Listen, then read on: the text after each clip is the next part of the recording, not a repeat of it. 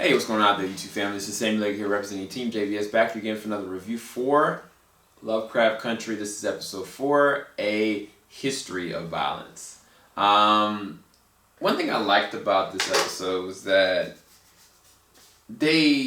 initial part of it, when it first started, like they gave you a really good deep dive into Atticus's father's psyche, like Mr. Freeman's like real psychological imbalance issues, things that we just really don't know about who and what he is, or what he actually is even capable of. Because through the majority of this episode, this is very much so different. Every single episode has been completely different, to be quite honest with you. This is more like a horror / national treasure kind of Pirates of the Caribbean kind of situation. Matter of fact, the third act, I was kind of like, are we on the Pirates of the Caribbean? Like, for real, like, you'll see what I mean when you actually go and check it out. CG still works in the way they're supposed to. Matter of fact, this is actually one turnaround shot that I thought they were kind of just flexing a little bit. Kind of seemed a little unnecessary, but the execution of it did work effectively.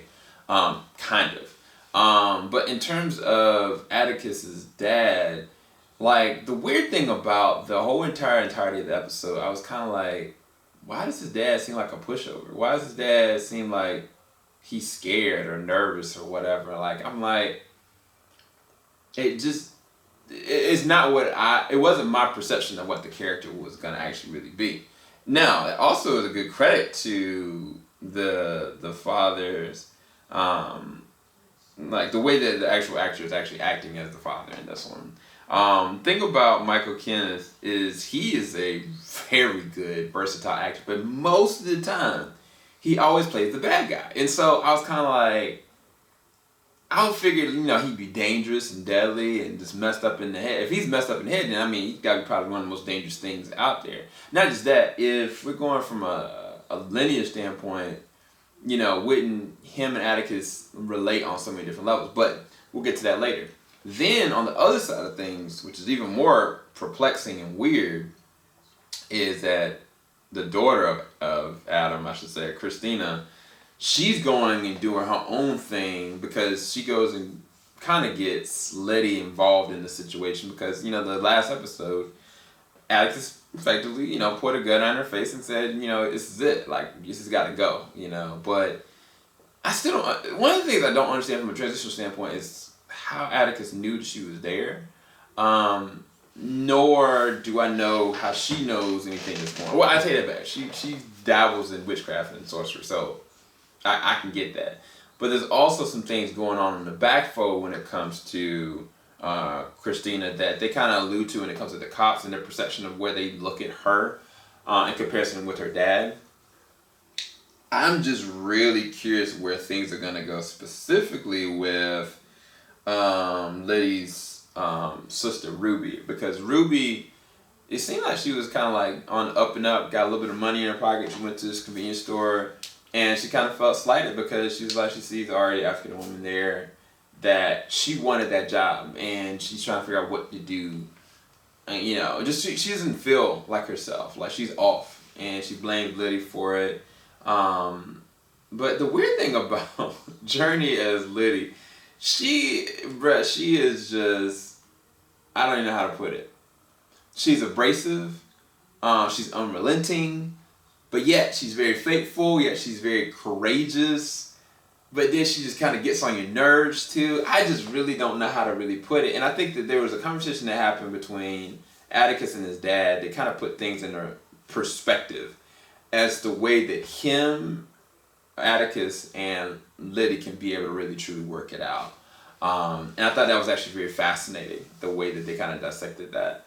But in terms of this specific episode, this episode to me, I'm glad it was dialed down on as far as the witchcraft and stuff like that. I think it just threw me off, like how they were kind of like bumbling around trying to figure out this or that. And I was like, it's a complete tonal shift every single episode. And I kind of like that, but then I don't. Because with this one, I didn't feel that was a dread until the very last 5 minutes of this episode, because they do something that I was kind of like, now that don't add up. That don't make any sense at all. So I'm curious to see where this is really gonna go and how it's gonna actually be tolerated either. So yeah, I mean they're definitely dabbling in some dark stuff, and at this point, nothing would surprise me when you start when when I knew it was crazy. It was around the second episode when Christina went and was helping this calf give birth what I thought was gonna be a normal cow or bull, and this thing's giving birth to a freaking creature, and I was like, what the flip is going? So yeah, anything at this point can happen or go down. So we'll see.